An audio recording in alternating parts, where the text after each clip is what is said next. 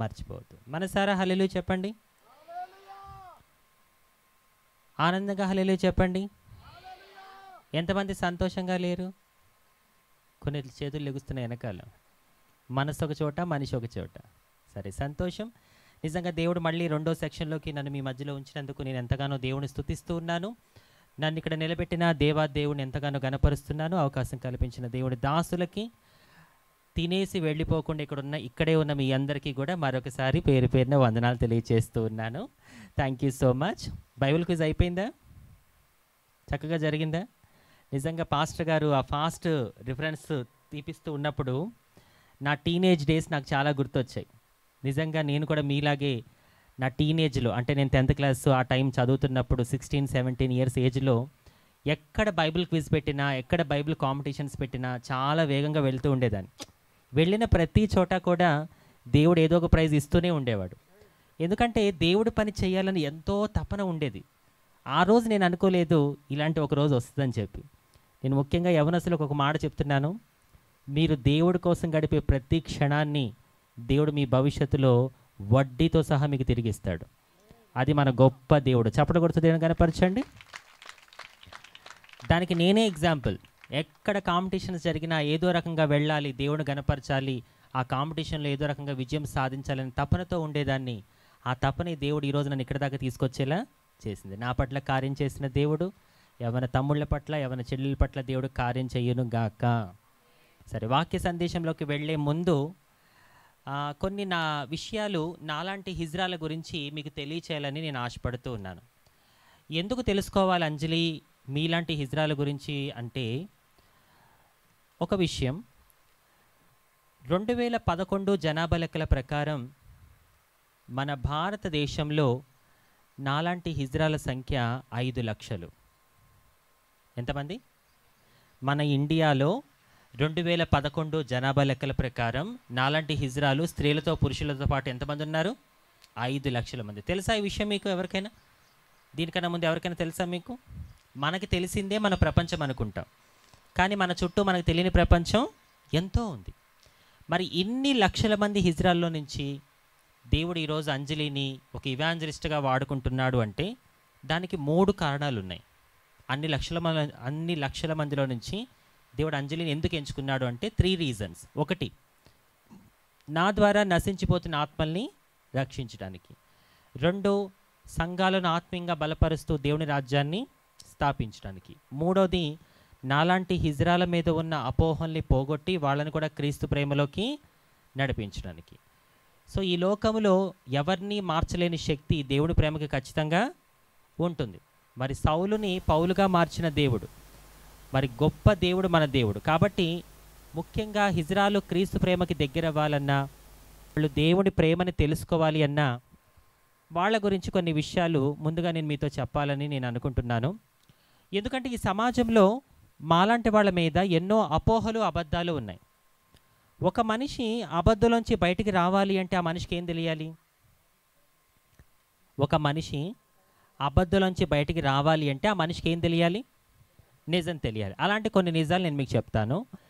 అయితే ముఖ్యంగా ఈ హిజ్రాల్ అనే వాళ్ళు ఎందుకు భిక్షాటన చేసుకుంటూ బ్రతుకుతూ ఉంటారు అంటే, because we don't have any opportunity in this society as a human being.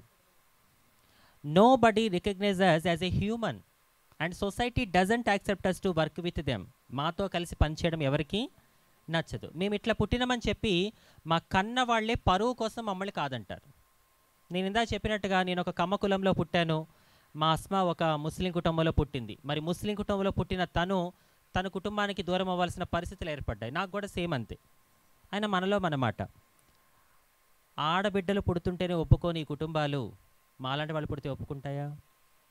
కొంతమంది ఆడబిడ్డలు పుడుతుంటేనే ఒప్పుకోవట్లేదు. మరి మాలాగే హిజ్రాగా పుడితే ఏ కుటుంబం కూడా ఒప్పుకోదు. మొదటి వివక్షత అనేది మాకు మా జీవితంలో మా కుటుంబం నుంచి ఏర్పడుతుంది. కుటుంబానికి దూరం అవుతాం, స్నేహితులు ఎగతాళి చేస్తారు, బంధువులు రాబంధువులు అవుతారు. సమాజంలో మాలాంటి వాళ్ళకి సరైన అవకాశాలు ఎక్కడ కూడా లేవు. ఇప్పుడు కొంచెం పర్వాలేదు. నేను చెప్పేది వెన్ ఐ వాస్ టీనేజ్, ఒక 15 ఇయర్స్ బ్యాక్ విషయాలు చెప్తున్నాను అనమాట. అప్పుడు చాలా భయంకరంగా ఉండేది మా పరిస్థితులు. సో ఇలా అన్ని బంధాలకి దూరం అయిపోయి ఏం చేయాలో తెలియక ఆకలి బాధల కోసం హిజ్రాల్ అనేవాళ్ళు ఆ విధంగా భిక్షాటన చేసుకుంటూ బ్రతుకుతూ ఉంటారు. ఇది మా చప్పట్ల జీవితం వెనకాల మీకెవ్వరికి తెలియని ఇక్కట్లు, చప్పట్ల వెనకాల ఉన్న ఇక్కట్లు. మీరు కొట్టే చప్పట్లు మాత్రమే. మీరు కూడా కొన్ని సందర్భాల్లో చప్పట్లు కొడతారా లేదా? ఖచ్చితంగా కొడతారు చప్పట్లు. కానీ మీరు కొట్టే చప్పట్లు మాత్రమే. కానీ మేము కొట్టే చప్పట్లు మా ఆవేదనని, మా ఆక్రోశాన్ని, మా బాధని మీకు తెలియజేస్తున్నాయి. కానీ మీరు మా చప్పట్లు వినడానికి ఇష్టపడరు. ఎవరు ఎమోషన్లోకి వెళ్ళిపోకండి. నేను ఇక్కడికి ఏడవడానికి రాలేదు. దేవుడు ఎంత గొప్పవాడో మీ అందరికీ తెలియజేయడం కోసమే వచ్చాను. 1, ఎందుకు హిజ్రాలు భిక్షాటన చేస్తూ ఉంటారు? ఆన్సర్ దొరికింది కదా. రెండోది, సొసైటీలో చాలామంది హిజ్రాలకు డబ్బులు ఇస్తూ ఉంటారు. కొంతమంది ప్రేమతో జాలితో ఇచ్చేవాళ్ళు ఉంటారు. కొంతమంది వీళ్ళ దీవెనలు మంచివి అనే నమ్మకంతో ఇచ్చేవాళ్ళు ఉంటారు. కొంతమంది పాపం వీళ్ళకి ఎవరూ లేరు కదా, ఒక 10 రూపాయలు ఇస్తే మన ఆస్తి ఏమన్నా తరిగిపోతుందా ఏంటి అనే ఉద్దేశంతో కూడా ఇస్తూ ఉంటారు. ఎందుకంటే ఈ సొసైటీలో ఉన్న ఒక నమ్మకం ఏంటంటే హిజ్రాల జీవితాలు అంటూ ముట్టు లేని జీవితాలు. వీళ్ళకి పెళ్ళిళ్ళు, పిల్లలు ఇలాంటివి ఏవి కూడా ఉండవు. కాబట్టి ఇలాంటి వాళ్ళు దీవిస్తే మంచిది అనే నమ్మకం కూడా ఈ సమాజంలో ఉంది. కాబట్టి కొంతమంది రకరకాల నమ్మకాలతో హిజ్రాలకు డబ్బులు ఇస్తూ ఉంటారు. అయితే ఫైనల్గా నేను చెప్పే ఒక విషయం ఏంటంటే, అసలు మాలాంటి హిజ్రాల గురించి బైబిల్లో ఉందా? ఇక్కడ ఇంతమంది ఉంటే ఒకళ్ళో ఇద్దరు తలక ఊపుతున్నారు ఉంది అని. What about others? సరే, ఉంది అన్నారు కదా. ఒక ప్రశ్న, బైబిల్లో హిజ్రాలు ఎన్ని రకాలు? ఇప్పుడు ఆల్రెడీ ఒక బైబిల్ క్విజ్ అయింది, ఇప్పుడు రెండో బైబిల్ క్విజ్ జరుగుతుంది. రెడీగా ఉండండి. చెప్పండి, బైబిల్లో హిజ్రాలు ఎన్ని రకాలు? 2. కొంతమంది ఏమనుకుంటున్నారంటే, అంజలి నేను ఎప్పుడు కూడా బైబిల్లో హిజ్రా అనే పదం ఉందా? బైబిల్లో హిజ్రా అనే పదం ఉందా? లేదు. బైబిల్లో హిజ్రా అనే పదం మేము ఎప్పుడు కూడా చూడలేదు. బైబిల్లో హిజ్రాలు ఎన్ని రకాలు అంటున్నావేంటి అనే ప్రశ్న మీలో చాలామందికి ఉంది. రండి చూద్దాం దీనికి సమాధానాలు. Matthew's chapter 19 verse 11 and 12. మత్తయి సువార్త 19వ అధ్యాయము. ఒకరు వాక్యాన్ని మైక్లో చదివి సహకరించండి. ఎనీబడి? మత్తయి సువార్త 19వ అధ్యాయము 11, 12.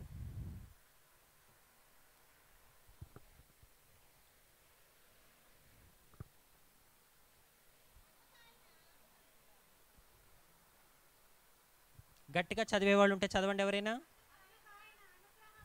హలో, మైక్లో చదివిద్దాం, ఎందుకంటే చాలా మంది దగ్గర బైబిల్స్ లేవు, కొంతమంది ఉన్నా చదవలేరు కాబట్టి. అందుకైనా అనుగ్రహం నొందిన వారు తప్ప మరి ఎవరును ఈ మాటను అంగీకరింపనేరరు. But he said to them, not everyone can receive this saying, but only those to whom it is given. అందుకాయన, ఎవరైనా? యేసు ప్రభు మాట్లాడుతున్నాడు అక్కడ. ఏమంటున్నాడంటే, యేసయ్య ఇక్కడ కూర్చున్న మనలో ఎవరికైతే దేవుడు ఆ జ్ఞానాన్ని ఇచ్చాడో వాళ్లే ఈ మాట అంగీకరిస్తారంట. ఏంటా మాట? 12వ వచనం చదవండి. తల్లి గర్భము నుండి నపంసకులుగా పుట్టిన వారు కలరు, మనుషుల వలన నపంసకులుగా చేయబడిన నపంసకులను కలరు. పరలోక రాజ్యం నిమిత్తము తమ్మును తామే నపంసకులుగా చేసుకుని నపంసకులు కలరు. ఈ మాటను అంగీకరింపగలవాడు అంగీకరించునుగా కానీ వారితో చెప్పాను. రైట్. ఇప్పుడు చెప్పండి, బైబిల్లో నపుంసకులు ఎన్ని రకాలు? ఎన్ని? మళ్ళీ కొంతమంది ఇలా అంటున్నారు. సరే, నేను చదువుతాను, మీరు కౌంట్ చేయండి. 12వ వచనం. తల్లి గర్భము నుండి నపుంసకులుగా పుట్టిన వారు గలరు. ఎన్నో రకం? మొదటి రకం. మనుషుల వలన నపుంసకులుగా చేయబడిన నపుంసకులు గలరు. ఇదెన్నో రకం? పరలోక రాజ్యం నిమిత్తము తమ్మును తామే నపుంసకులుగా చేసుకుని నపుంసకులు గలరు. ఇదెన్నో రకం? ఇప్పుడు చెప్పండి, మొత్తం ఎన్ని రకాలు? Could you show me your fingers like this please? ఇట్లా చూపించండి. ఎస్, బైబిల్లో నపుంసకులు ఎన్ని రకాలు? 3 రకాలని ఎవరు చెప్తున్నారు? పాస్టర్ గారా? ప్రవక్త? ఎవరు చెప్తున్నారు? ప్రభువైన యేసుక్రీస్తు వారే చెబుతున్నారు. సంగమా, క్రైస్తవులారా వినండి. బైబిల్ మొత్తంలో 66 పుస్తకాలు ఉంటాయి, ఆదికాండం నుంచి ప్రకటన గ్రంథం వరకు. 66 పుస్తకాలు మీరు చదివితే నపుంసకుల జాతికి చెందిన వాళ్ళంట బైబిల్లో ఎన్ని రకాలు? 3 రకాలు ఉన్నారని మన యేసయ్య చెప్తున్నాడు. ఇందా కొంతమంది 2 అన్నారు, 1 అన్నారు. ఇప్పుడు క్లారిటీ వచ్చింది అందరికీ. అయితే ఇక్కడ డౌట్ రావచ్చు, అంజలి సొసైటీలో హిజ్రాలు అంటున్నారు, బైబిల్లో చూస్తే నపుంసకులు అని ఉంది. నపుంసకులన్నా హిజ్రాలన్నా ఒకటేనా? ఒకటా కాదా? కొంతమంది తలలు అసలు ఊగట్లేదు. ఒకటా కాదా? ఒకటే. But what is the different is there? ఈ హిజ్రా అనే పదం ముందు చూశారు. దీన్ని హిందీ లేదా ఉర్దూ భాషలో మాలాంటి వాళ్ళని పిలిచే ఒక పదం. ఫర్ ఎగ్జాంపుల్కి తెలుగులో అమ్మాయి అంటాం, ఇంగ్లీష్లో గర్ల్, హిందీ మే క్యా బోల్తే? జోర్ సే బోలో. లడ్కీ బోల్తే. ఈ మూడు వేరు వేరా? What is the different is there? Language. భాష ఏదైనా దానికి వచ్చే భావం మాత్రం ఒకటే. అలా హిందీలో హిజ్రాలు అంటారు, మన తెలుగు బైబిల్ ప్రకారం నపుంసకులు అని ఉంటుంది. ఇక్కడ ఎవరైనా ఇంగ్లీష్ బైబిల్ ఫాలో అవుతూ ఉంటే అందులో యూనక్స్ అని ఉంటుంది. బట్ ఏ లాంగ్వేజ్లో పిలిచినా దానికి వచ్చే అర్థము ఒకే రీతిగా ఉంటుంది. అయితే యేసయ్య చెప్పిన ఈ 3 రకాల నపుంసకులు ఎవరో నాకు తెలుసు అన్నవాళ్ళు ఉంటే ఒక్కసారి మీ చేతులు చూపిస్తారా? Anybody here? యేసయ్య చెప్పిన ఈ 3 రకాల నపుంసకులు ఎవరో నాకు తెలుసు అన్నవాళ్ళు ఉంటే ఎవరైనా మీ హ్యాండ్స్ రైజ్ చేయండి. ఏంటి, ఎవరికి తెలీదా? బైబిల్లో ఉన్న వాక్యమేగా, నేనేమి కొత్తగా రాసింది కాదు కదా. మనమందరము చదువుకున్న బైబిల్లో ఉన్న మాటే ఇది. 3 రకాల నపుంసకులు ఉంటారని చెప్పి యేసయ్య చెప్తున్నాడు. ఒక ప్రవక్త చెప్పట్లా, మరి ఈ పాస్టర్ గారు చెప్పట్లా, దేవుడే చెప్తున్నాడు క్లియర్గా 3 రకాల నపుంసకులు బైబిల్లో ఉంటారు అని చెప్పి. మరి ఈ 3 రకాలు ఎవరో చెప్పండి అంటే మీలో ఎవరు చేతులు ఎత్తట్లేదు. ఎందుకు తెలియదు మీకు? పోనీ దానికైనా ఆన్సర్ ఇవ్వండి. ఎందుకు తెలియదు ఈ 3 రకాల నపుంసకులు ఎవరో మీకు? చెప్పండి. అంటే మనం బైబిల్ని చాలాసార్లు ధ్యానిస్తాం కానీ ఈ టాపిక్ మీద పెద్దగా మనం ధ్యాస అనేది, ఫోకస్ అనేది చేయం. కాబట్టి యేసయ్య చెప్పిన ఈ 3 రకాల నపుంసకులు ఎవరు, నపుంసకుల గురించి బైబిల్ ఏం చెప్తుంది, నపుంసకుల నుంచి సంఘము ముఖ్యంగా యవ్వనస్తులు ఏమి నేర్చుకోవాలి అనే దాని మీద ఈరోజు వాక్య సందేశం ఆధారపడి ఉంది. చాలా శ్రద్ధగా జాగ్రత్తగా వినండి. మీరు మీ జీవితంలో ఎప్పుడు వినని కొన్ని కొత్త విషయాలు, మర్మాలతో కూడిన వాక్య సందేశాలని ఈరోజు దేవుడు మనతో మాట్లాడబోతున్నాడు. నేను ఇందాకే చెప్పాను 3 రకాల నపుంసకులు ఉంటారు, ఎవరు చెప్పండి అని ఎవరు చేతులు ఎత్తలా. మరి ఎందుకు తెలియదు అంటే మనం ఎప్పుడు దీని మీద ధ్యాస అనేది పెట్టాము. తల్లి గర్భం నుండి పుడతారంట, మనుషులు చేతి తయారవుతారంట, పరలోక రాజ్యం కోసం వాళ్ళే నపుంసకులుగా చేసుకుంటారంట. 3 రకాల నపుంసకులు ఉంటారని బైబిల్లో యేసయ్య చెప్పడం జరిగింది. నేను అదే అంటున్నా, ఒక మనిషి అబద్ధం నుంచి బయటికి రావాలి అంటే ఆ మనిషికి ఏం తెలియాలి? నిజం తెలియాలి. నిజం తెలియనంతసేపు ఆ మనిషి అబద్ధాన్నే నిజం అనుకునే అవకాశం ఉంది సంగమా. కాబట్టి మనం జీవం గల దేవుడిని ఆరాధిస్తున్నాం కాబట్టి లోకంలో జరుగుతున్న వాటి గురించి ఒక క్లారిటీ మనకు ఖచ్చితంగా ఉండాలి. ఎందుకంటే మన దేవుడు క్లియర్గా ఉండే దేవుడు. ఆయన పిల్లలమైన మనం కూడా అన్ని విషయాలు ఎలా ఉండాలి? క్లియర్గా, క్లారిటీగా ఉండాలి. డౌట్ ఉండకూడదు, ఎప్పుడు కూడా సందేహాలు ఉండకూడదు. పొద్దు నుంచి నేను మాట్లాడుతూ ఉన్నా, మీలో కొంతమందికి సందేహం ఉండొచ్చు, ఈమె ఇంత బాగా వాక్యం చెప్తుంది కానీ ఇలాంటి వాళ్ళ గురించి బైబిల్ ఏం చెప్తుంది, అసలు వీళ్ళ గురించి బైబిల్లో ఉందా? ఒకరోజు ఒక ఆమె డైరెక్ట్గా నన్ను అడిగిన మాట, నేను ఫస్ట్ ఈ మెసేజ్ చెప్పలేదు, నేను అక్కడ చెప్పకముందే అవనింది, మీరు వాక్యం చెప్తున్నారు కానీ అసలు మీ గురించి బైబిల్లో లేదు అని నేను అనుకున్నాను, కానీ ఎప్పుడైతే ఈ 3 రకాల నపుంసకుల గురించి మీరు వాక్య సందేశంగా అందించారో నాకు ఫుల్ క్లారిటీ వచ్చేసిందని చెప్పి ఆమె చెప్పడం జరిగింది. అలా చాలామందికి డౌట్స్ ఉంటాయి. సో ఆ క్లారిఫికేషన్ రావడం కోసం ఈరోజు చాలా క్లియర్గా, స్పష్టంగా దేవుడు మాట్లాడుతున్నాడు కాబట్టి శ్రద్ధగా వినండి. అయితే బైబిల్లో నపుంసకులు ఎన్ని రకాలని యేసయ్య చెప్పాడు? 3. కానీ సమాజంలో మనుషుల్లో ఎలా అయితే రకరకాలు ఉన్నారో, భేదాలు ఉన్నాయో, భిన్నాలు ఉన్నాయో, ఈ సమాజంలో మాలాంటి నపుంసకుల్లో కూడా చాలా రకాలు, భేదాలు, భిన్నాలు ఉన్నాయి. అందుకే ప్రజలకు అర్థం కావట్లా ఏది నిజం, ఏది అబద్ధం, ఎవరు బైబిల్ ప్రకారం పుట్టిన వాళ్ళు, ఎవరు లోకానుసారంగా తయారవుతున్న వాళ్ళు, ఈ క్లారిటీ ప్రజలకు లేదు. మీకు ఒక డౌట్ రావచ్చు ఈ మాట చెప్పాక, మనుషుల్లో రకాల, మనుషుల్లో భేదాల, ఏంటంజలి మనుషుల్లో రకాలు భేదాలు? మీరే చెప్పండి. What is the human types? Anybody? మనుషుల్లో ఉండే రకాలేంటి, భేదాలేంటి? కొంచెం మెదడుకు పదును పెట్టి ఆలోచించండి. మనుషుల్లో ఉండే రకాలు, భేదాలు 2 రకాలు. ఎవరు? Male, female, okay, gender. ఇంకా మనుషుల్లో ఉండే రకాలు. మీ పేరమ్మా? ప్రమీళ సిస్టర్ని దేవుడు దీవించును గాక. ఈరోజు ఎవరైతే నోరు తెరిచి మాట్లాడతారో వాళ్ళకే దీవెనలు చెప్పాలి. చెప్పని వారిని దేవుడు చెప్పేలా చెయ్యును గాక. మీ నోటికున్న తాళాలు ఊడిపోను గాక. అది కూడా ఆమెనేనా?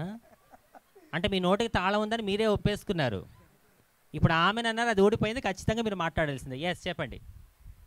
3 రకాలు చెప్పండి, ఏంటవి? స్త్రీలు పురుషులు నపుంసకులు. ఓకే, ఆ జెండర్ చెప్పేశారు, అయిపోయింది. ఇంకా వేరే ఏమన్నా? ధనికులు పేదలు. ఇంకా ఓకే, మీరు చెప్పినవన్నీ కరెక్టే. ఇంకా కొంచెం దగ్గరికి రావాలి. మనుషుల్లో ఉండే రకాలు, భేదాలు, భిన్నాలు. God bless you brother. ఆ బ్రదర్ చెప్పారు 3 అని చెప్పి. Okay, God bless. ఇంకా అమ్మా నల్లగా మాట వినపడుతుంది, మనిషి కనబడట్లేదు. ఎవరు చెప్పింది? మీరేనా? Yes, very good. మనుషులు ఉండే రకాలంటే కొంతమంది నలుపుగా ఉంటారు, తెలుపుగా ఉంటారు, చామంచాయిగా ఉంటారు. ఇంకా పొట్టిగా, పొడుగ్గా, ఇంకా లావుగా, సన్నంగా. ఏ ఇద్దరు మనుషులు ఒకలాగా ఉండరు. ఒక్కసారి మీ పక్కన ఉన్న వాళ్ళ ఫేస్ చూడండి, వాళ్ళకి మీకు ఏమైనా మ్యాచ్ అవుతుందేమో. ఏంటి చూడరా? పొద్దున నీళ్ళ దగ్గర గొడవైందంటే మీకు, మరి ఎందుకు చూడట్లేదు? సరే, ఒక మాట చెప్తే మీరే చూస్తారు. ఎవరైతే ఇప్పుడు పక్కనున్న వాళ్ళ ఫేస్ చూస్తారో వారి కుటుంబాన్ని దేవుడు ఈ సభలో సమృద్ధిగా దీవిస్తాడు. వందనాలమ్మ మీ అందరికీ. దీవిస్తాడు అనంగానే ఇట్లా తిప్పింది తలకాయ, అక్క టర్నింగ్ ఇచ్చింది. సరే, సంతోషం. పక్కనున్న వాళ్ళ ఫేస్ చూసారు, వాళ్ళకి మీకు ఏమైనా మ్యాచ్ అవుతుందా? ఒకటి లెఫ్ట్ ఉంటే ఇంకొకటి రైట్ ఉంది, ఒకటి పైకి ఉంటే ఇంకొకటి కిందకుంది. ఆర్ యు బిలీవింగ్ ఒకే తల్లికి పుట్టిన కమల పిల్లల్లో కూడా చెప్పలేని వ్యత్యాసాలు, తేడాలు ఉంటాయి? Are you agree with me? ఒకే తల్లికి పుట్టిన కమల పిల్లలు కూడా మనం చూస్తే చెప్పలేనని, కనిపించలేని తేడాలు వాళ్ళ మధ్యలో కనబడతాయి. అలా మనుషుల్లో ఎలా అయితే రకాలు, భిన్నాలు, వ్యత్యాసాలు ఉన్నాయో ఈ సమాజంలో మాలాంటి నపుంసకుల్లో కూడా చాలా రకాలు, వ్యత్యాసాలు ఉన్నాయి. మీరు అడగొచ్చు, ఆ రకాలేంటి, ఆ రకాలు ఎన్ని అని చెప్పి. వాటితో మనకు పని లేదు. లోకంలో ఏం జరుగుతుందో మనకు అనవసరం. మనం దేన్ని ఫాలో అవుతాం? పరిశుద్ధ గ్రంథాన్ని ఫాలో అవుతాం. కాబట్టి దేవుడి వాక్యం ఏం చెప్తుందో దాన్ని మనం ఫాలో అవ్వాలి. అయితే యేసే చెప్పిన రకాలు ఎన్ని? 3 రకాలు. ఆ 3 రకాల గురించి ఈరోజు మనం వాక్య సందేశంగా ధ్యానించుకుందాం. అయితే ఇక్కడ కూర్చున్న మీ అందరికీ మాలాంటి హిజ్రాల మీద ఎప్పుడు కూడా ఒక డౌట్ ఉంటుంది, ఖచ్చితంగా ఉంటుంది. ఆ డౌట్ అందరికీ ఏంటి? ఆ డౌట్ అంటే, ఇన్ని సంవత్సరాలుగా మనం చూస్తున్న ఈ హిజ్రాలు అనేవాళ్ళు, నపుంసకులు అనేవాళ్ళు పురుషుల, స్త్రీల, వీళ్ళ దేహాలలో ఏముంటాయి? ఎస్, చాలామంది చాలాసార్లు చాలా రకాలుగా నన్ను అడిగిన ప్రశ్న ఇది. నేను ఇందాక ఒక మాట చెప్పాను, గుర్తుందా? ఒక మనిషి అబద్ధంలోంచి బయటికి రావాలి అంటే ఆ మనిషికి ఏం తెలియాలి? నిజం తెలియనప్పుడు, తెలుసుకోనంతసేపు కూడా ఆ మనిషి అబద్ధాన్ని నిజం అనుకుంటాడు. ఇది అందరికీ ఉండే ప్రశ్నే. చాలామంది నన్ను అడిగారు ఈ మాట, అంజలి గారు అసలు హిజ్రాలు అనేవాళ్ళు మగవారా, ఆడవారా? కొంతమంది అంటారు, లేదు వీళ్ళు జెంట్సే, మగవాళ్లే, కావాలనే బ్రతకలేక డబ్బుల కోసం ఇలా వేషాలు వేసుకుంటారు. వేషాలు వేసుకునేది మేం కాదండి. మీ అందరికీ జబర్దస్త్ ప్రోగ్రాం తెలుసా? తలకాయలు బాగానే ఊగుతున్నాయి. తెలుసా అంటే కొన్ని తలకాయలు ఊగాయి, చూస్తారా అంటే ఇంకెన్ని తలకాయలు ఊగుతాయో. దేవునికి స్తోత్రం. సరే, టీవీల్లో కొన్ని ప్రోగ్రామ్స్ వస్తూ ఉంటాయి. ఫర్ ఎగ్జాంపుల్కి జబర్దస్త్. వాళ్ళు ఏం చేస్తారంటే ప్రజల్ని నవ్వించాలి అనేది వాళ్ళ కాన్సెప్ట్. అందుకని వాళ్ళు ఏం చేస్తారంటే వాళ్ళ ఛానల్ ఫేమస్ అవ్వాలని, వాళ్ళ ప్రోగ్రామ్ ఫేమస్ అవ్వాలని, వాట్ ఎవర్ ఇట్ ఈజ్, ఏదో ఒక రీజన్ ఉంటుంది. దానికోసం వాళ్ళు ఏం చేస్తారంటే ఒక పురుషుడిని తీసుకొని వచ్చి వాడికి చీర కట్టి, విగ్గు పెట్టి, మేకప్ వేస్తే ఒక అమ్మాయి కూడా పనికిరాదు. అంత అందంగా కనిపిస్తారు ఆ జబర్దస్త్లో. ముఖ్యంగా వినోద్ గాడు ఈ మధ్య కనిపించట్లేదు ఎక్కడా కూడా. ఇంకొకడు ఉంటాడు సన్నగా, ఒంటి మీద కేజీ కండ కూడా ఉండదు. పేరు చెప్పు. తెలుసు కానీ చెప్పరు, మీరెందుకు చెప్తారు? శాంతి స్వరూపు. వాడైతే భలే నటిస్తాడు అమ్మాయిలాగా. వేషం అంటే అది. వేషము అనేది ఒక రోజు వేస్తారు, ఒక వారం వేస్తారు, ఒక సంవత్సరం వేస్తారు. జీవితాంతం ఎవరైనా వేషం వేసుకుని బ్రతుకుతారా? ఇది వేషం కాదు, ఇది జీవితం. ఈ మా పుట్టుక వెనకాల దేవుని సృష్టి, దేవుని సంకల్పం, దేవుని చిత్తం ఉన్నాయి. క్రైస్తవులుగా ముఖ్యంగా మీరు ఆ విషయాన్ని తెలుసుకోవాలి. జాగ్రత్తగా వినండి. యేసయ్య చెప్పిన 3 రకాల నపుంసకుల్లో మొదటి రకం ఏంటి? చదవండి ఒకసారి గట్టిగా.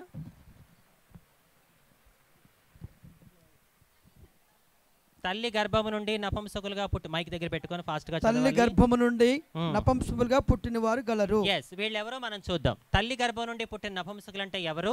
వీళ్ళు పురుషుల, స్త్రీల? వీళ్ళ గురించి బైబిల్ ఏం చెప్తుంది అనేది వాక్యానుసారంగా మనం తెలుసుకుందాం. తల్లి గర్భం నుండి పుట్టిన నపుంసకులు అంటే ఒక స్త్రీ తత్వము కలిగి ఒక పురుషుడి శరీరములో బంధించబడిన వారిని తల్లి గర్భం నుండి పుట్టిన నపుంసకులు అంటారు. అంటే వాళ్ళ మనసు, ఆలోచన ఒక స్త్రీ తత్వాన్ని కలిగి ఉంటుంది, కానీ వారి దేహము ఒక పురుష దేహము. దేహమే దేహం? గట్టిగా చెప్పండి. పురుష దేహం. ఆ పురుష దేహానికి 100% పురుషత్వం అనేది ఉండదు. ఒక దేహములో పురుషత్వం లేకపోవడమే నపుంసకత్వం. అలా పుట్టిన వాళ్ళకి ఒక స్త్రీని చూసినప్పుడు ఒక అమ్మ ఫీలింగ్, ఒక అక్క ఫీలింగ్, ఒక చెల్లి ఫీలింగ్ తప్ప వేరే ఎటువంటి తప్పుడు ఆలోచనలు వాళ్ళకి కలగవు. మనసు ఎంతసేపు కూడా ఒక స్త్రీలా ఉండాలని చెప్తుంది, కానీ ఈ మనసు చెప్పిన దానికి దేహం ఏమాత్రం కూడా సహకరించదు. మీరు అడగొచ్చు, వీళ్ళల్లో స్త్రీతత్వం అనేది ఎలా వచ్చింది అని. వాళ్ళల్లో పురుషత్వం అనేది ఉండదు కాబట్టి స్త్రీతత్వం అనేది ఖచ్చితంగా ఉంటుంది. Actually what I have studied, నేను చదువుకున్న దాని ప్రకారం, సైన్స్ ప్రకారం, బయాలజీ ప్రకారం, స్టూడెంట్స్ ఉంటే మీకు తెలుస్తుంది మన బాడీలో క్రోమోజోమ్స్ ఉంటాయి, రైట్?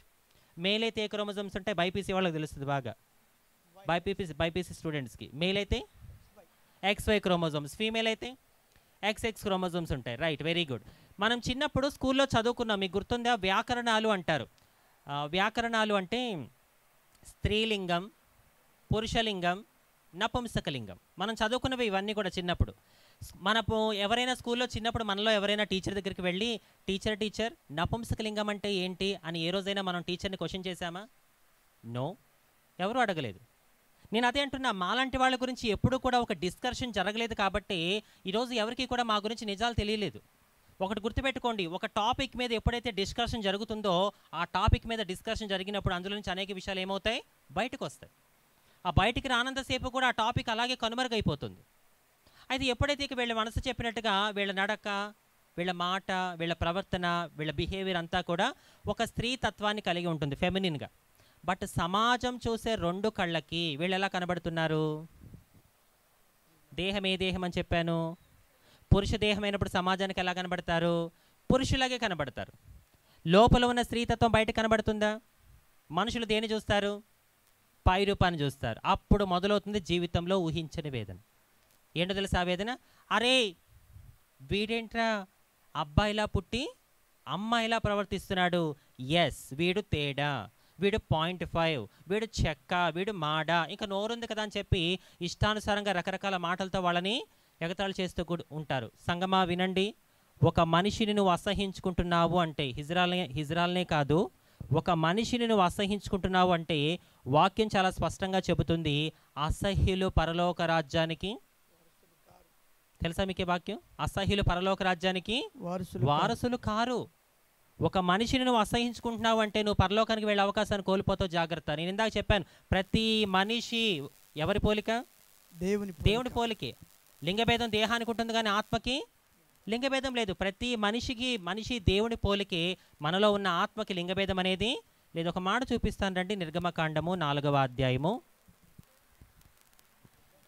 నిర్గమకాండం 4:11.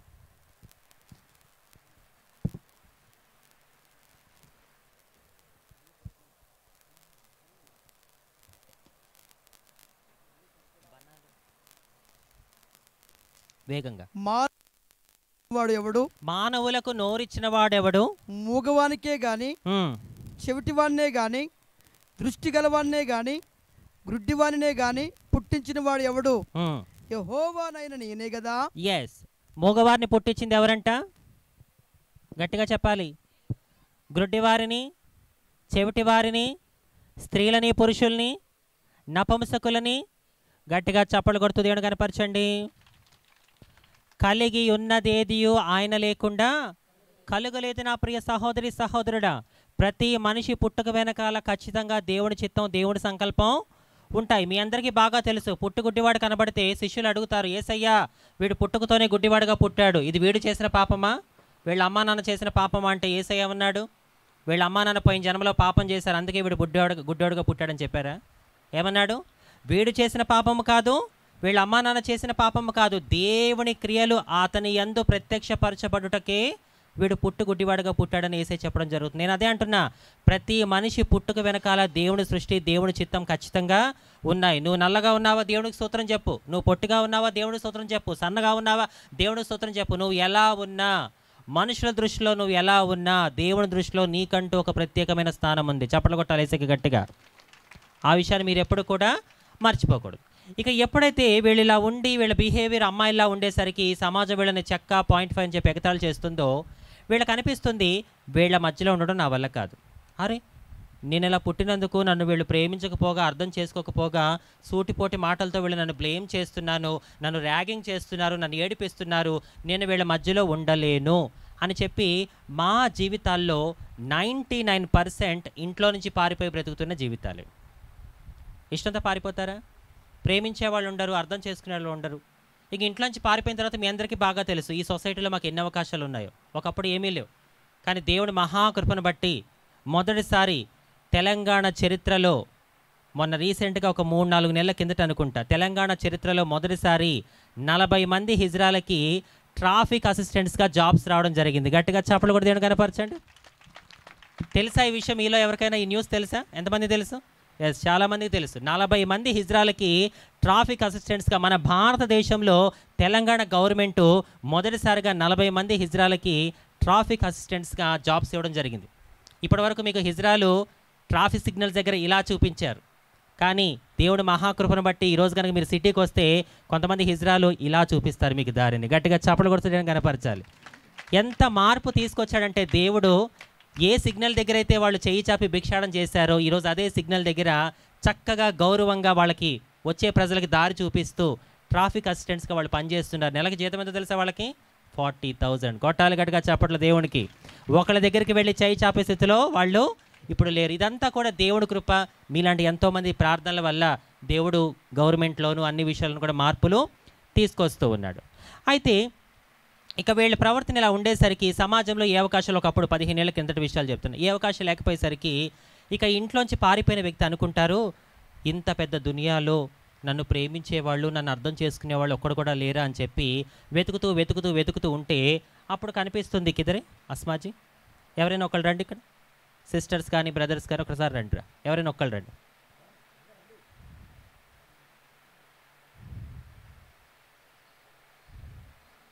God bless you, very good. దేవుని సన్నిధిలో వాడబడమే చాలా కృప. అప్పుడు వెతుకుతూ వెతుకుతూ వెతుకుతూ ఉంటే మాలాంటి ఇంకొక హిజ్రా కనబడుతుంది. ఇంకొక హిజ్రా కనబడంగానే వెంటనే ఇంట్లోంచి పారిపోయిన వ్యక్తి అనుకుంటుంది, అరే తిను కూడా నాలాంటి వ్యక్తిలాగే ఉంది, నా బాధంతా తినతో చెప్పుకుందాం అని చెప్పి తిని దగ్గరికి వెళ్ళంగానే తినంటది, ఏయ్ నీ గురించి నువ్వు నాకేమీ చెప్పొద్దు, నీ గురించి నాకు అన్ని విషయాలు బాగా తెలుసు. అదెలా? నేనెవరో తనకి తెలీదు, తనెవరో నాకు తెలీదు, కానీ ఎలా తెలుసు తనకి? ఒక స్త్రీ పడే ప్రసవ వేదన ఇంకొక స్త్రీకి తెలుస్తుంది. ఎవరైనా చెప్పాలా? ఒక పురుషుడు ఇంటి భారాన్ని ఎంత భారంగా మోస్తున్నాడు ఇంకొక పురుషుడికే తెలుస్తుంది. ఎవరైనా వివరించాలా? అలాగే ఒక హిజ్రా పడే బాధ ఏంటో ఇంకొక హిజ్రాకే తెలుస్తుంది. నా బాధ అంతా చెప్పుకుందాం తన దగ్గరికి వెళ్ళంగానే తనంటది, నీ గురించి నువ్వు నాకు ఏమీ చెప్పొద్దు, నీ గురించి నాకు అన్ని విషయాలు బాగా తెలుసు, ఎందుకంటే నువ్వు నేను ఒకే గూటికి చెందిన పక్షులు. ఈ మాట చెప్పంగానే ఈ వ్యక్తికి 1000 ఏనుగుల బలం. అరే ఇంత పెద్ద దునియాలో నన్నుగా అర్థం చేసుకునే మనిషి దొరికింది అని చెప్పి ఇక అన్ని బంధాలకు దూరం అయిపోయిన ఈ వ్యక్తి తోటి హిజ్రాలతో కలిసి జీవిస్తూ తింటూ ఉంటూ వాళ్ళు కూడా ఆ విధంగా స్త్రీ వేషధానంలోకి మారిపోతారు. మారిపోయి ఏ అవకాశాలు లేక ఆ విధంగా భిక్షాటన చేసుకుంటూ వాళ్ళు బ్రతుకుతూ ఉంటారు. గాడ్ బ్లెస్ యూ నాన్న. కూర్చోండి, చప్పట్లు కూడా దేవుడు కనపరచండి ఒకసారి గట్టిగా. ఇప్పుడు ఆ వ్యక్తి ఇంట్లో నుంచి పారిపోయి ఆ విధంగా జీవించడానికి కారణం ఎవరు చెప్పాలి? ఎవరి కారణం? సమాజము అని తప్పంతా సమాజం మీద ఎందుకు వేయాలి? సమాజంతో పాటు ఇంకా కొంతమంది ఉన్నారు. సమాజము ప్లస్ కుటుంబము ప్లస్ తల్లిదండ్రులు అంటే కుటుంబంలోకి వచ్చేస్తుంది. ఇంకా స్నేహితులు, బంధువులు. సమాజము, కుటుంబము, స్నేహితులు, బంధువులు, ఇంతమంది వాళ్ళు ఆ విధంగా జీవించడానికి కారణమవుతున్నారు. వీళ్ళలో ఏ ఒక్కళ్ళు వాళ్ళని ప్రేమించినా అర్థం చేసుకున్న వాళ్ళు ఆ విధంగా జీవించే అవకాశము లేదు. ఇంకా మీకు ఓపెన్గా చెప్పాలి అంటే ఎవరైతే యేసయ్య చెప్పినట్టుగా తల్లి గర్భము నుండి నపుంసకులుగా పుడతారో వాళ్ళ దేహాలలో స్త్రీ ధర్మాలు పురుష ధర్మాలు ఉండవు. వాళ్ళు కూడా దేహము కలిగిన మనుషులే. ఇది మీరు ఆత్మీయంగా ఆలోచిస్తే మీకు స్పష్టంగా అర్థమవుతుంది. అయితే ఇక్కడ ఒక మాట, అంజలి, మరి తల్లి గర్భం నుండి వాళ్ళు పుట్టుకతోనే నపుంసకులుగా పుట్టారు కదా, ఇది ఎవరు చేసిన పాపం కాదు, శాపం కాదు, ఇది దేవుని సృష్టిలో ఒక భాగము. దేవుడే అంటున్నాడు, మూగవారిని, చెవిటివారిని, గుడ్డివారిని పుట్టించింది ఎవరంట? నేనే అంటున్నాడు. అంటే అందరినీ పుట్టించిన దేవుడు మరి నపుంసకులు కూడా పుట్టించాడు. తల్లి గర్భం నుండి నపుంసకులుగా పుడతారని మనం వాక్యంలో చూసాము. మరి వీళ్ళ జీవితాలు ఇంతేనా? దేవుడు అందరికీ న్యాయం తీర్చే దేవుడు కదా, ఏ ఒక్కరిని ఆయన విడిచిపెట్టాడు కదా. మరి ఈ నపుంసకులు అనేవాళ్ళు చచ్చే వరకు కూడా అలా భిక్షాటన చేసుకుంటూ ఒంటరిగా బ్రతకాల్సిందేనా? మరి వాళ్ళ గురించి బైబిల్లో ఏమీ చెప్పట్లేదా అంటే ఒక మాట చూపిస్తా. యెషయా గ్రంథం 56వ అధ్యాయం. ఎవరైతే తల్లి గర్భం నుండి నపుంసకులుగా పుట్టి అన్ని బంధాలకు దూరమైపోయి లోకంలో బ్రతుకుతూ ఉంటారో వాళ్ళ గురించి దేవుడు ఏం చెప్తున్నాడో ఒకసారి చూద్దాం. యెషయా గ్రంథం 56:3 నుంచి చదవండి. యెహోవాను అత్తుకొను అన్యుడు నిత్యముగా యెహోవా తన జనులలో నుండి నన్ను వెలివేయనని అనుకొనవద్దు. షండు నేను ఎండిన చెట్టునని అనుకొనవద్దు. నేను నియమించిన విశ్రాంతి దినములను ఆచరించచ్చు. ఒక్క నిమిషం, ఇక్కడ షండు అనే పదం చూస్తున్నాం మనం. షండు అంటే ఎవరో చెప్తారా నాకు? ఎనీబడి? ఎస్, బైబిల్లో మాలాంటి హిజ్రాలని 2 పేర్లతో పిలుస్తారు. ఒకటేమో నపుంసకుడు, రెండేమో షండు. నపుంసకులన్నా షండులన్నా ఒకటి.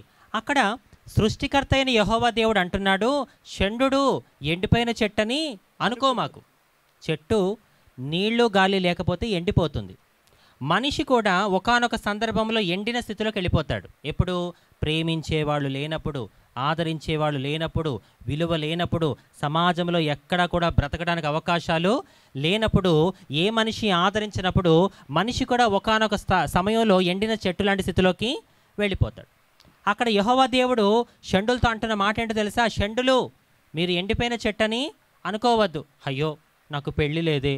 ఒక పురుషుడు ఒక స్త్రీని పెళ్లి చేసుకుంటాడు, వీళ్ళిద్దరు కలయికలో పిల్లలు పుడతారు, వాళ్ళు చక్కగా కుటుంబంగా ఏర్పడి చక్కగా సంతోషంగా జీవిస్తూ ఉంటారు. కానీ ఒక హిజ్రాగా, ఒక నపుంసక వ్యక్తిగా నాకు పెళ్ళి లేదే, పిల్లలు పుట్టరే, బంధాలు లేవు, నేను బ్రతికినంత కాలం ఒంటరిగా బ్రతకాల్సిందే, నాది ఒక ఎండిపోయిన చెట్టు లాంటి జీవితమే అని బాధపడొద్దు అంటున్నాడు. ఎవరంటున్నారు ఈ మాట? సృష్టికర్త అయిన యెహోవా దేవుడు అంటున్నాడు, మీకు పెళ్లి లేదని, పిల్లలు లేరని, జీవితాంతం ఒంటరిగా బ్రతకాలని, మీరు ఒక ఎండిపోయిన చెట్టు లాంటి వాళ్ళని చెప్పి అనుకోకండి అని అంటూ నెక్స్ట్ ఏమంటున్నాడు చూడండి. నేను నియమించిన విశ్రాంతి దినములను ఆచరించచ్చు, నాకు ఇష్టమైన వాటిని కోరుకొనుచు, నా నిబంధన ఆధారం చేసుకునిచున్న షండులను గురించి యెహోవా ఇలాగు సెలవిచ్చుచున్నాడు. ఎవరి గురించి అంట? షండులను గురించి. ఎటువంటి షండులు? నా నిబంధనను ఆధారము చేసుకొనుచున్నా అంటే దాని అర్థం ఏంటో తెలుసా? ఎవరైతే మాలాంటి హిజ్రాలు, నపుంసకులు పాపపు జీవితాన్ని విడిచిపెట్టి క్రీస్తు రక్తములో కడగబడి యేసుని తమ సొంత రక్షకుడిగా అంగీకరించి దేవుడి కోసం నీతిగా బ్రతుకుతారో, ఎవరైతే బాప్తిసం తీసుకొని మంచిగా ఉంటారో హిజ్రాలు అనేవాళ్ళు, నపుంసకులు అనేవాళ్ళు, వాళ్ళ గురించే మాట్లాడుతున్నారు దేవుడు. మీరు గనక నన్ను నమ్ముకొని నాకు నచ్చినట్టుగా జీవిస్తే దేవుడు ఏమిస్తున్నాడు చూడండి. నా కింద వచనాల్లో, నా ఇంటను నా ప్రాకారములలోను ఒక భాగమును వారికి ఇచ్చేదను. గట్టిగా చప్పలు కొడుతూ కనపరుస్తారా? హల్లెలూయా. ఎక్కడిస్తాడండి ఒక భాగాన్ని? మీ ఇంటి పక్కన, కొండేడులోనా, జడ్చర్లలోనా? ఎక్కడిస్తాడంట? మన గమ్యం ఏంటి? పరలోకం. పరలోకంలో మాలాంటి నపుంసకులు, షండులు గనక దేవుని నమ్ముకొని నీతిగా బ్రతికితే ఒక భాగాన్ని ఇచ్చేస్తానంటున్నాడు పరలోకంలో. ఇప్పుడు చెప్పండి, హిజ్రాలకి పరలోక రాజ్యం లేదా? మేము చర్చిల్లోకి రాకూడదా? కొంతమంది మాట్లాడుతూ ఉంటారు, బైబిల్ జ్ఞానం లేకుండా మాట్లాడుతూ ఉంటారు. కొంతమంది బాధ అనిపిస్తూ ఉంటుంది. తెలియదని ఊరుకోవాలి. అన్నీ తెలిసినట్టుగా మాట్లాడితే అది ఎదుటి వ్యక్తిని కించపరిచినట్టు అవుతుంది. ఇంకొక మాట ఉంది, కింద చూడండి. కొడుకులు కూతుర్లు అని అనిపించుట కంటే, కొడుకులు కూతుళ్ళు అని అనిపించుకున్నట కంటే శ్రేష్టమైన పేరు వారికి పెట్టుచున్నాను. మీరు ఇప్పుడు యేసయ్యకి శ్రేష్టంగా చప్పట్లు కొడతారా? యేసయ్యకి కొట్టాలి చప్పట్లు. ఏ పేరంట? ఏ పేరు? శ్రేష్టమైన పేరు. అది కూడా ఎవరికంటే? కొడుకులు కూతుళ్ళు అని అనిపించుకున్నట కంటే ఏ పేరంట? శ్రేష్టమైన పేరు. ఎంత గొప్ప దేవుడు అండి. నేను సిగ్గు విడిచి ఒక మాట చెప్పనా? ఈ సమాజం మాలాంటి హిజ్రాలు ఏమంటుందో తెలుసా? ఏయ్, మీరు ఆడా కాదు, మగా కాదు, తేడా. ఎస్, మనుషులు మాకు పెట్టిన పేరు అది. మీ అందరికీ బాగా తెలుసు. ఇందులో దాచుకోవాల్సిందే ఉంది. ఆడా కాదు, మగా కాదు, తేడా. ఇది మనుషులు మాకు పెట్టిన పేరు. చిన్నప్పటి నుంచి కొన్ని వేల సార్లు విన్నాను ఆ మాట. నేను విని విసుకొచ్చేసింది. అనేవాళ్ళకి లేని సిగ్గు చెప్పడానికి నాకెందుకు సిగ్గు? సమాజం ఎప్పుడు మమ్మల్ని అనే మాట, నువ్వు ఆడా కాదు, మగా కాదు, తేడా. ఇది మనుషులు మాకు పెట్టిన పేరు. కానీ మనిషిని చేసిన దేవుడు ఏమంటున్నాడు? మీరు గనక నన్ను నమ్ముకుంటే, మీ పాప జీవితాన్ని విడిచిపెట్టేసి, మీ రోత బ్రతుకుని విడిచిపెట్టేసి నా రక్తంలో కడగబడి నా నామంలో మీరు బాప్తీసం తీసుకొని నన్ను నమ్ముకొని నాకు నచ్చినట్టుగా బ్రతికితే మనుషులు మిమ్మల్ని ఆడా కాదు మగా కాదు తేడా అన్నారు. కానీ నేను మాత్రం కొడుకుల కంటే కూతుల కంటే ఏ పేరు పెడతానంటున్నాడు? శ్రేష్టమైన పేరు పెడతానంటున్నాడు. ఎంత గొప్ప దేవుడండి! ప్రతి ఒక్కరికి న్యాయం తీర్చే దేవుడు మన దేవుడు. ఒకసారి మీరే ఆలోచించండి. ఒకవేళ మాది పురుష జీవితం అయి ఉంటే దేవుడు కొడుకులతో పోల్చేవాడు. ఒకవేళ మాది స్త్రీ జీవితం అంటే కూతుళ్ళతో పోల్చేవాడు. కానీ అక్కడ మీరు వాక్యాన్ని క్లియర్గా చదివితే కొడుకులు కూతుళ్ళు అని అనిపించుకున్నట కంటే ఏ పేరంట? శ్రేష్టమైన పేరు పెడతానంటున్నాడు. ఎంత అద్భుతమైన దేవుడో చూడండి మనం నమ్ముకున్న దేవుడు. ఒకసారి మీరు ఆలోచించండి బ్రదర్స్ సిస్టర్స్, సమాజము చేత వెలివేయబడిన నపుంసకుల విషయంలోనే దేవుడు ఇన్ని ప్రణాళికలు కలిగి ఉంటే ఆయన స్వరూపంలో చేసుకున్న ఒక సంపూర్ణ పురుషుడిగా ఒక సంపూర్ణ స్త్రీగా నీ పట్ల ఆయనకి ఎన్ని ప్రణాళికలు ఉంటాయో ఒకసారి ఆలోచించు. గట్టిగా చప్పలు కొట్టి దేవుని కనపరచాలి, గట్టిగా చప్పలు కొట్టాలి. సమాజం చేత వెలివేయబడిన మాలాంటి జీవితాల పట్లే దేవుడు ఇంత చక్కటి వాగ్దానాలు కలిగి ఉంటే ఆయన స్వరూపంలో చేయబడిన ఒక స్త్రీగా పురుషుడిగా నీ గురించి ఆయన ఇంకెన్ని ఆలోచిస్తాడు, నీ పట్ల ఆయన ఎన్ని ప్రణాళికలు కలిగి ఉంటాడు ఒకసారి మీరు ఆలోచించండి. చివరిగా ఒక మాట ఉంటుంది, కొట్టివేయబడని నిత్యమైన పేరు వారికి పెట్టుచున్నాను. చూడండి, శ్రేష్టమైన పేరు పెట్టడమే కాకుండా దాన్ని ఎవ్వరూ కొట్టివేయకుండా ఎలా మారుస్తాడంట? నిత్యమైన పేరు కడు కొట్టివేయబడిన నిత్యమైన పేరుగా మారుస్తానంటున్నాడు. ఇప్పుడు ఇదే వాక్య ప్రకారం మీ కళ్ళ ముందు కనబడుతున్న అంజలి అయినా అస్మా అయినా మేము పుట్టుకతోనే తల్లి గర్భం నుండి మేము నపుంసకులుగా పుట్టాము. అలా పుట్టడం వల్ల మా కుటుంబంలో ఏమో మీకు తెలుసు అగ్రకులాల్లో మనిషి కన్నా పరువుకి ఎక్కువగా విలువిస్తూ ఉంటారు, కులానికి ఎక్కువగా విలువిస్తూ ఉంటారు. దానివల్ల ఏం జరిగిందంటే కొన్ని పరిస్థితులు నా కుటుంబం నుంచి నేను దూరం అయ్యేలా చేశాయి. తను ఒక ముస్లిం కుటుంబంలో హిజ్రాగా పుట్టడం వల్ల తన కుటుంబానికి దూరం అయిపోయింది. ఇక ఇద్దరం కుటుంబాలకి దూరం అయిపోయి సమాజంలోకి వచ్చేసాం. సమాజంలోకి వచ్చిన తర్వాత ఎలా బ్రతకాలో తెలియదు, ఎవరూ సాటి మనిషిగా గుర్తించలేదు. అప్పుడు ఏం చేయాలో అర్థం కాక మా తోటి హిజ్రాలు మాకు కనబడితే వాళ్ళ సహకారంతో వాళ్ళతో కలిసి జీవిస్తూ భిక్షాటన చేసుకుంటూ బ్రతికాము. కొన్నాళ్ళు మన తెలంగాణ కల్చర్ బతుకమ్మ పండుగలు బోనాల పండుగలు అంటారు. ఆ బతుకమ్మ పండుగల్లో బోనాల పండుగల్లో నేను సేవకి రాకముందు సినిమా పాటలకు డ్యాన్సులు వేసుకుంటూ బ్రతికాను. అలా బ్రతుకుతూ ఉన్నప్పుడు లోక రక్షకుడైన యేసయ్య నా జీవితంలోనికి ప్రవేశించాడు. అప్పటి వరకు నేను జీవించిన పాపపు జీవితాన్ని నా యేసయ్య తన రక్తము చేత కడిగి పరిశుద్ధపరిచి దేవుడు తన సాక్షిగా నన్ను మార్చడం జరిగింది. నేను ఇందాక చెప్పినట్టుగా మళ్ళీ చెప్తున్నాను, ఒకప్పుడు నేను హిజ్రాని, కానీ ఈరోజు మాత్రం నేను క్రీస్తు రక్తంలో కడగబడిన వజ్రాన్ని. గట్టిగా చప్పలు కొడితే నేను కనపరచాలి. ఇది తల్లి గర్భం నుండి పుట్టిన నపుంసకులు అంటే ఎవరు, దానికి సంబంధించిన విషయాలు. రెండో రకం ఎవరో చూద్దాం రండి. మత్తయి సువార్త మనుష్యుల వలన 19:12 రెండో రకం యేసయ్య చెప్పిన రెండో రకం చదవండి. మనుష్యుల వలన నపుంసకులుగా చేయబడిన నపుంసకులను కలరు. ఇదేంటి? మొదటి రకం అంటే పోనీలే, మనం ఎలా అయితే అమ్మ కడుపులో నుంచి ఒక అమ్మాయిగా అబ్బాయిగా పుట్టామో వీళ్ళు కూడా పుట్టుకతోనే నపుంసకులుగా పుడతారని వాక్యం చెప్పింది. బైబిల్ చాలా క్లియర్గా ఉంది. వాళ్ళు కనుక దేవుడిని నమ్ముకుంటే ఆయన రాజ్యంలో ఒక భాగాన్ని ఇస్తానన్నాడు. కొడుకుల కంటే కూతుళ్ళ కంటే ఏ పేరంట? శ్రేష్టమైన పేరు పెడతానన్నాడు. ఇదంతా బాగానే ఉంది. కానీ ఇదేంటి, మనుషుల చేత కూడా నపుంసకులు అవుతారని యేసయ్య చెప్తున్నాడు. వీళ్ళెవరు? వీళ్ళ గురించి బైబిల్ ఏం చెప్తుంది ఒక్కసారి చూద్దాం. ఎస్తేరు గ్రంథము 1వ అధ్యాయము యేసయ్య చెప్పిన రెండో రకం ఎవరో చూద్దాం ఆధారాలతో. 1:11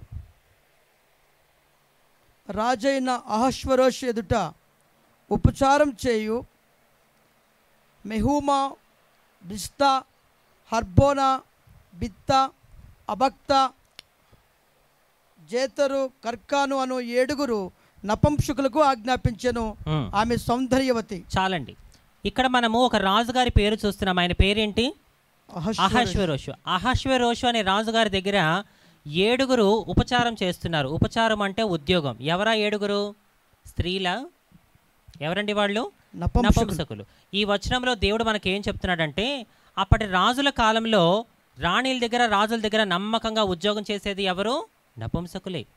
పక్క పేజీ చూడండి, 2వ అధ్యాయం 3వ వచనం చదవండి. అందు నిమిత్తము సౌందర్యవతులైన కన్యకులందరినీ సమకూర్చి షూషాను కోట అంతఃపురమునకు చేర్చి స్త్రీలకు కాపరియగు రాజు యొక్క నపుంసకుడు హేగే వశమునకు అప్పగించినట్లు రాజు తన రాజ్యం యొక్క సంస్థానములన్నిటిలోనూ పరిచారకులను నియమించునుగాక. చాలండి. ఈ వచనంలో మనం ఒక నపుంసకుడి పేరు చూస్తున్నాము. ఆ పేరేంటో చెప్తారా ఎవరైనా నాకు? హేగే. హేగే అనే నపుంసకుడంట అంతఃపురములో కన్యకలు కాపలా కాస్తున్నాడంట. కన్యకలు అంటే ఎవరు? పెళ్లి కాని అందమైన ఆడపిల్లల్ని కన్యకలు అంటారు. అంతఃపురములో కన్యకల కాపలా కాసే బాధ్యత రాజు ఎవరికి అప్పచెప్పాడు? నపుంసకుడికే అప్పచెప్పాడు. ఎందుకంటే ఆ ఆడపిల్లల దగ్గర పురుషులు కాపలాకి ఉంటే అక్కడ పాపం జరుగుతుంది, తప్పు జరుగుతుంది. స్త్రీలు కాపలాకి ఉంటే ఆ స్త్రీలు ఏం చేస్తారంటే అంతఃపురంలో ఉన్న ఆడపిల్లలకి లేనిపోయినవన్నీ నేర్పించేసి అంతఃపురంలో పారిపోయేలా చేసేవాళ్ళు. అందుకని రాజు ఏం చేసేవాడంటే అంతఃపురంలో ఉండే అందమైన పెళ్లి కాని ఆడపిల్లలు కాపలా కాయడానికి రాజు అప్పటి రాజుల కాలంలో నపుంసకులనే కాపలాకి పెట్టేవారు. ఈ నపుంసకులు ఆడపిల్లలకి స్నానాలు చేపించి బట్టలు ఉతికి వాళ్ళ మంచి చెడు అంతా చూసుకుంటూ ఉండేవారు. ఇది అప్పటి రాజుల కాలంలో అంతఃపురం దగ్గర కాపలాకి ఉండే నపుంసకుల యొక్క పాత్ర. ఇప్పుడు పాయింట్కి వస్తా. మన పాయింట్ వచ్చేసి మనుషుల వల్ల చేయబడిన నపుంసకులు ఎవరు? మీరు చెప్పండి. రాజుల కాలంలో ఒక దేశం ఇంకొక దేశం మీదకి ఏం చేయడానికి వెళ్ళేది? యుద్ధం. ఒకరోజు ఈ దేశం మీదకి యుద్ధానికి వచ్చింది. ఈ దేశంలో ఉన్న ఆడవాళ్ళందరినీ కూడా పాడు చేసి చంపేశారు. ఈ దేశంలో ఉన్న పురుషులందరినీ కూడా ఈ దేశానికి బానిసలుగా తెచ్చుకున్నారు. ఇక్కడ రాజుకి ఒక ఆలోచన వస్తుంది. అరే, మనం పక్క దేశం మీదకి యుద్ధానికి వెళ్ళి అక్కడున్న ఆడవాళ్ళందరినీ కూడా పాడు చేసి చంపేశాం. అక్కడున్న పురుషులందరినీ కూడా మన దేశానికి బానిసలుగా తెచ్చుకున్నాం. మన దేశానికి బానిసలుగా వచ్చిన ఈ పురుషులకి ఆడతోడనేది లేదు. కాబట్టి ఈ పురుషులు, ఈ బానిసలుగా వచ్చిన వీళ్ళు మన రాజ్యంలో ఉన్న ఏదన్నా స్త్రీతో తప్పుగా ప్రవర్తిస్తే ఒక బానిసకు పుట్టిన పిల్లల్ని మనం మన దేశంలో భరించాలి. అలా జరగడానికి వీల్లేదు. నా దేశంలో ఉన్న స్త్రీ పరాయి దేశపు పురుషుడితో తప్పు చేయకూడదు. ఏం చేద్దాం? చంపేద్దామా అంటే ఇంత కష్టపడి తెచ్చిన బానిసలందరూ చచ్చిపోతారు. వీళ్ళు చావకూడదు, వీళ్ళు బ్రతికే ఉండాలి. కానీ నా రాజ్యంలో ఏమైనా వీళ్ళు ముట్టుకోకూడదు. రాజు ఆలోచన చూడండి. బానిసగా వచ్చిన పురుషులు బ్రతికే ఉండాలంట, కానీ తన రాజ్యంలో ఏమైనా తాకకూడదంట. ఎలా సాధ్యం? అప్పుడు రాజు కొంతమంది మనుషులు పిలిపించి, అరే, మనం పక్క దేశం మీదకి యుద్ధానికి వెళ్ళి అక్కడున్న ఆడవాళ్ళందరినీ కూడా పాడు చేసి చంపేశాం. అక్కడున్న పురుషులందరినీ కూడా మన దేశానికి బానిసలుగా తెచ్చుకున్నాం. కాబట్టి మన దేశానికి బానిసలుగా వచ్చిన ఈ పురుషులు మన రాజ్యంలో ఏ స్త్రీని వీళ్ళు ముట్టుకోకుండా ఉండాలి అంటే మీరు వెళ్ళి వాళ్ళని నపుంసకులుగా మార్చేయండి అని చెప్పి రాజు ఆ మనుషులకు ఒక ఆజ్ఞ ఇస్తాడు. ఆ మనుషులు ఏం చేస్తారు? ఆ ఆజ్ఞ తీసుకొని బానిసలుగా వచ్చిన ఈ పురుషుల దేహాలలో ఉన్న పురుష అవయవాలు, మర్మాంగాలు, లేదంటే ఇంగ్లీష్లో ఇన్నర్ పార్ట్స్ అంటారు, ఆ పురుష అవయవాల్ని తొలగించేసి వాళ్ళని నపుంసకులుగా మార్చేస్తారు. ఇప్పుడు చెప్పండి, వీళ్ళు తల్లి గర్భం నుండి పుట్టిన నపుంసకుల ఎలా అయ్యారు? What is the reason? కారణం ఏంటి? ఎందుకు చేపట్టారు మనుషుల చేత? రాజు తన రాజ్యంలో ఉన్న స్త్రీ పరాయి దేశపు పురుషుడితో తప్పు చేయకూడదు. మీరు అడగవచ్చు, అంజలి, బ్రతికున్న మనిషికి ఆ విధంగా చేస్తే మనిషి చచ్చిపోతాడు కదా, మనిషి ప్రాణానికి ప్రమాదం కదా అంటే మీకు తెలుసా? అప్పటి రాజుల కాలంలో బానిసగా వచ్చిన పురుషుణ్ణి నపుంసకుడిగా మార్చడానికి కొన్ని నియమాలు పద్ధతులు ఉంటాయి. ఆ నియమాలు పద్ధతులు అనుసరిస్తూ ఆ మనిషి ప్రాణం పోకుండా చాలా జాగ్రత్తగా వాళ్ళని నపుంసకులుగా మార్చేవాళ్ళు. మీకు వెంటనే ఒక డౌట్ వచ్చేస్తుంది, మనుషుల వల్ల చేయబడిన నపుంసకులు అంటే వీళ్ళేనా? మరి బైబిల్లో మనుషుల వల్ల చేయబడిన నపుంసకులు ఉన్నారా లేరా? నేను కొన్ని పేర్లు చెప్తాను. ఆ పేర్లు కనుక మీరు వింటే మీ చేతులు చూపించండి. దానియేలు, షద్రక్,